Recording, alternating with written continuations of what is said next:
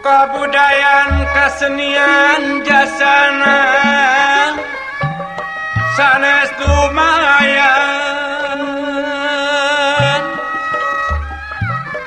jasana sanes lumayan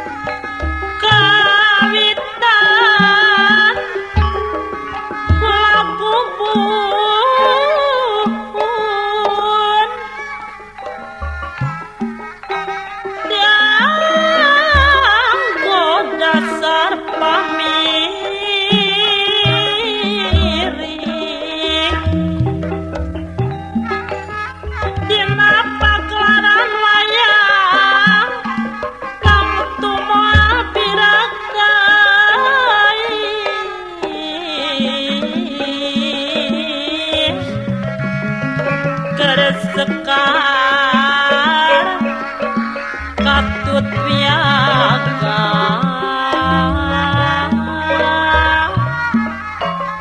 geus jadi ciri nu pasti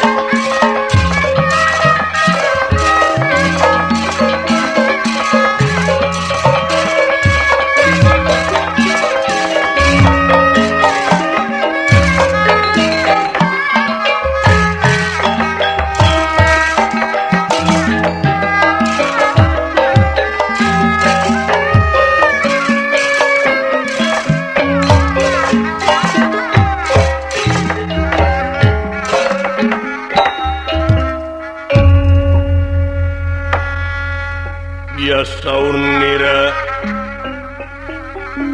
tandana panjang sinenggi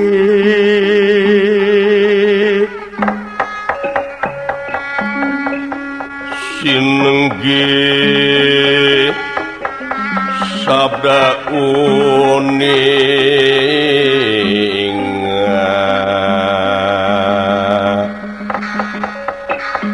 ya sabda uning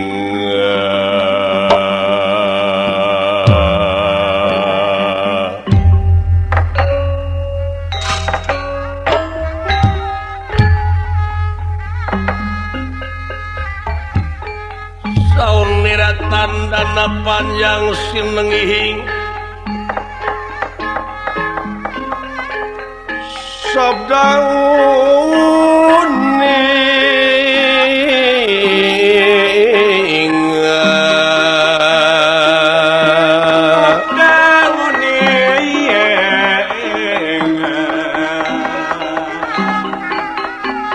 wala bakti dening asih ya dening asih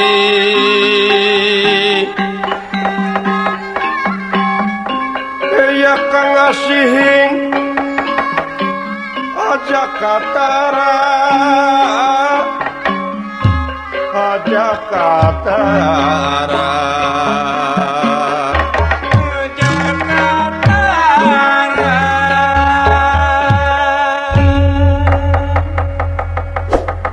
nyuk curug galur anu kapungkur mapai riwayat baheula dina zaman animisme, dina zaman dinamisme para wali nyebarkeun agama Islam ngangge perantawisan wayang anu jadi perlambang hirup manusia nu gelar di pawenangan margi ieu wayang teh anu dipipiningan ku silib sinir di kalangan ku siloka sareng sasmita kalayan dirimunan ku simul guareun zaman kiwari anu aya patula patalina sareng kawajiban manusia yen manusia diwajibkeun tapakur tadakur sareng tasakur seg upami dikotek tak wayang sakotak tetebih tina dirina teu anggang tina awakna teu jauh tina wujudna anu tangtu katerangan merebeja sing saha urang jalma nu geus nyaho ka dirina tangtu nyaho ka Gustina di mana manusia geus nyaho ka Gustina bakal boga rasa bodoh hirupna nya ieu lalampahan pawayangan anu bakal ngabukar bake rusiah manusia saha dirina ti mana asa deka mana mulang naon pancen di jagat raya pramudita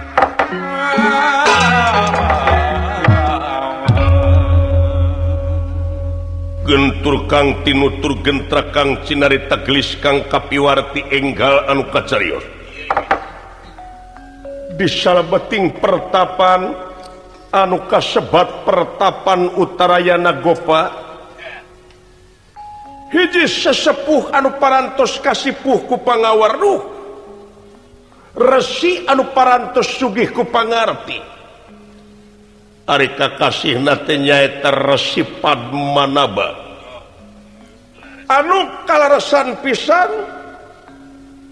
dina waktos ayeuna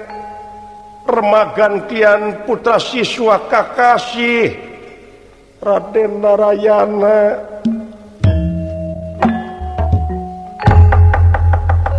putrana Prabu Basudewa Raja Mandura tungkul hamari keludat jebah narimang sabda ajrih ningali pamor sang resi gunirahangan di kakau daling lisan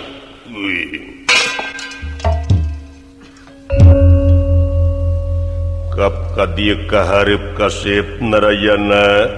anak kula adah kaula dun ama unyuk sumanga purwa panjenengan ama kersani malan aya pikersan naon tansah diajeng-ajeng bujeng hingga kapurut marganing tanaga larapati kasangakeun oh syukur kasep kieu sabenerna mah disaur dina waktuna diundang dina mangsana teh aya hal-hal anu baris ditepikeun tansah diajeng-ajeng kaula nun saban-saban robah mangsa ganti wanci ilang bulan kurnyung taun sok mineng ka Bandungan manusia sanajan ngalamun salaput umur kahayang patema-tema karep hanteu reureuh-reureuh angin kadar ti pangeran anu bakal karasa jeung karadapan dah telepat kaula nun saperti anu karadapan ku diri hidup ti mimiti hidup di PHP-keun ka kula ti burei tug nepi ka ayeuna geus remaja putra tepi no damel kaula nun geus loba pangarti anu geus kapimilik pangabisa anu geus kapibana ilmu anu geus katimu ku hidup payus lamun disebut kayungyun ama reueus nu taya papadana kalayan selenting bawaning angin kolepat bawaning kilat beja tur kanyataan yen hidup teh sasat di ieu tempat teh jadi nonoman anu sasatna DP handap asor ramah tamah sopan santun jeung sajabana teu di malang payus hidup teh putra ratu wajar di putra raja gining mun hidup dina waktu ayeuna laku kitu teh anak pamimpin malahan abus kana paribasa kolot baheula teng manuk teng bebenyit anak cengceleng anak meraku kunjungan asa payus lamun hidup jadi raja asa payus lamun hidup jadi ais pangampih di negara ngan syarat anu mutlak sameme hidup ayeuna dipercaya muncul di tengah-tengah masyarakat nyaeta tatan-tatan kumaha cara jeung katang tuanana urang di mana mimpin negeri ngolah negara ngeyek dayeuh teh cara jeung katang tuanana gerateangan heula cu elmuna tapi no damel kaulanun nya laras teu kapino tah ku hal sakitu jadi ais pangampih teh teu enteng malahan bisa disebutkan enteng ning bangga ari enteng na kari diuk ari bangga na nyaeta dina nyumponan kana naon rupaha kahayang hamba rakyat di negara malahan hidup teh kudu bisa napak di sakabeh golongan tapi no damel kaulanun ulah rek pamilih sistem laras kaulanun tangtungkeun bener jeung adil di negara ulah dengdek topi di mana urang ngabuskeun digawe teh nyaeta ulah karena wae dumeh deukeut dumeh dulur dumeh loba duit pedah anak kade ulah nepi ka pelbahdinya tapi no damel kaulanun ulah nyolok mata buncelik eta teh senang disaluhureun penderitaan jelema lian anu kitu teh disebutna tapi no damel kaulanun nya hidup teh putra raja Raja Mandura anu ayeuna bapa hidup keur nyangsara hirupna laras kaulanun aya di paminggir nyaeta sasat diusir ku raja ieu Manura sasak kerajaan teh direbut nyaeta ku si Kang Sadewa anu Kang Sadewa teh kahayang namah diaku anak ku bapa hidup bari padahal eta teh anak jurig anak dedemit ti nagara Batamerah tapi no damel kaulanun riwayatna nyaeta si Prabu Gorawangsa teh mikapalai ka garwana Tuang Rama Dewi Maerah dina waktos Tuang Rama nuju bubujeng eta raja ti nagara Batamerah anu ngaran Gorawangsa teh malih warni ngajadikeun Tuang Rama ngajadikeun Prabu Basudewa laras kaulanun nepi ka kajadian sapatemon jeung garwana Tuang Rama nu sepuh nyaeta Dewi Maerah anu temahna kakandungan nya bijil weh si eta Kang Sadewa teh nepi ka hayang diaku anak ku Tuang Rama nya diaku gede nepi ka ngarebut kerajaan negara tah buktina dulur-dulurna ti nagara Batamerah seperti Dewi Gorawati anu ayeuna jadi senopati nagara Manura pamana anu jadi patih nagara Manura nyaeta si Salotimondra malahan ayeuna teh kasep keur diayakeun saemara padahal diayakeunna saemara teh manehna teh ngimpi teh raja teh nyata ngimpi kadatangan bapa aslina anu ditandasa ku Tuang Rama kapungkur laras kaulanun nyata cenah cing ati-ati numutkeun dina impian ieu ceuk beja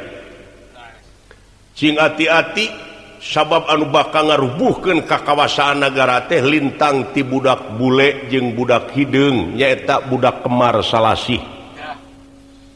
nu matak hidup ti bareto disumputkeun teh naon sabab diteteangan budak bule jeung budak hideung da puguh hidup mah hideung santen tuang raka nyaeta anu ayeuna nuju masantren di naon Argasunyo di pertapan Argasunyo nyaeta Raden Balarama atanapi Raden Kakrasana bisa oge disebut Raden Baladewa taku kituna kadek priata jeung ati-ati da puguh tetep hidup anu bakal ngarubuhkeun kakawasaan si Kang Sadewa dina waktu ayeuna tapi no damah kaula nun tari hidup mah putra ti garwa nomor 3 ai Raden Balarama Raden Baladewa ti putra ti garwa nomor 2 aya deui kapandrayi hidup ti garwa nomor 4 nyaeta Mayang Arum anu ayeuna meureunan geus gede budak teh tapi no damah kaula nun tah kukituna hidup sameme hidup ayeuna nyingkeulkeun baju leungeun kensa jeung katuhu bajuang ieu kula dek mekelan ka hidup mekelan naon kaula nun sajabana ti ilmu anu geus katarima ku hidup ta ieu geura tarima pikeun bekal hidup naon kaula nun THR lain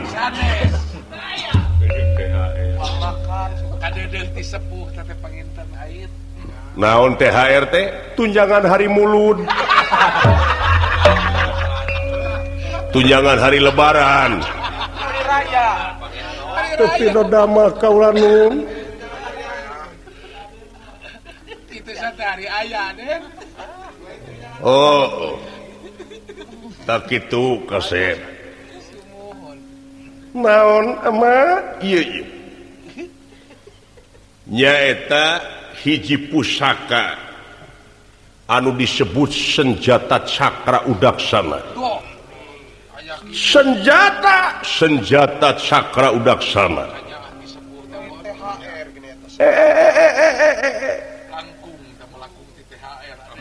mana buktosna ama ieu geura ieu lajeng wae ieu resipad manaba nepak dada anu palih katuhu ngadak-ngadak tina dampal panangan kaluar hiji pusaka nyaeta cakra udaksana tinggalin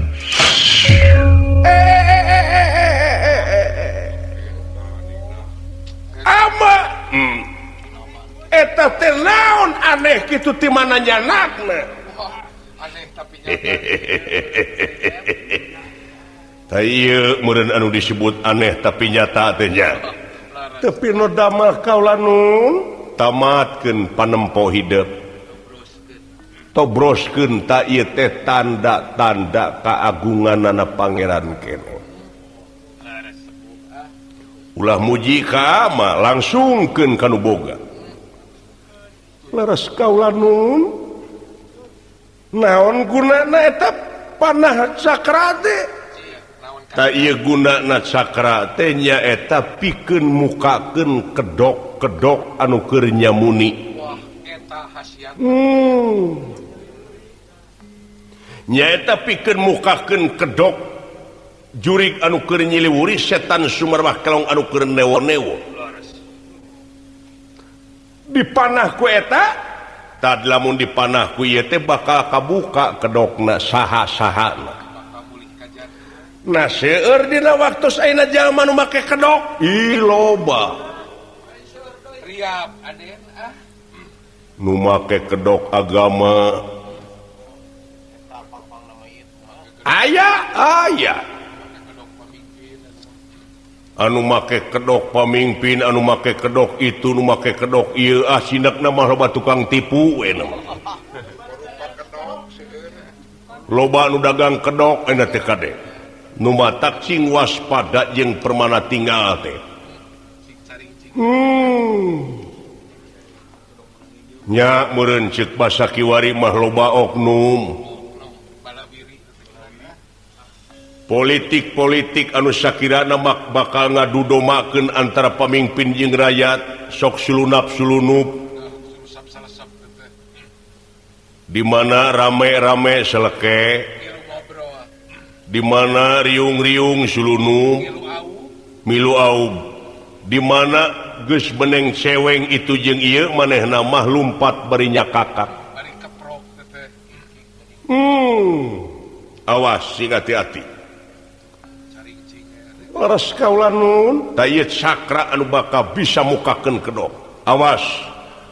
ka nagara teh marukana henteu loba sesekelan rongrongan teh rupa-rupa kasep rupa-rupa tapi nu damel kaula nun tah tarima unyuk sumangga kaula nun tapi ulah dicokot initna ulah ngagidig nyokotna ulah ngaleos nyanak ieu pusaka ulah rek obah jeung leumpang ulah ngalengkat nah kedah kumaha sok acungkeun leungeun tapi nu damel kieu tah kitu tamprakeun leungeun hidup meredih dina ati menta dina mana lamun pimilikeun hidup jeung kudu nyambung jeung hidup ieu panah bakal pindah kana leungeun hidup kitu ama sok manekung kanu maha agung mujabrata kahyang maha sukma rab sidakap sinuku tunggal mateni babahanan catur dria ari catur teh opat geus teh nyaho ai dria teh angen-angen sir budi cipta rasa tapi nu damel kaula nun sok lajeng wae ieu Raden Narayana meremkeun socana meredih kana asihna Gusti menta kana murahna nu kagungan ngadak-ngadak ieu senjata sakra anu aya dina dampal panangan Resi Padmanaba ngalih kana ieu panangan Raden Narayana itu kaayana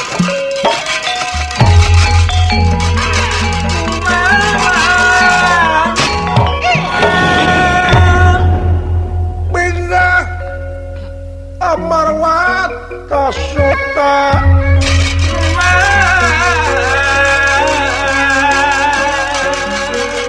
Bingah Amar Wat Kasuta Bingah kagiri-giri Bingah kagiri-giri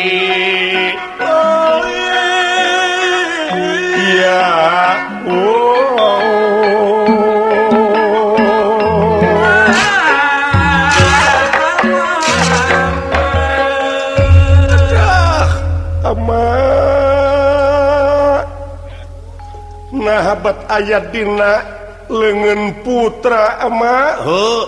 pimilikeun hidup eta teh aduh kade cing bisa mawana sieun ical atuh kumaha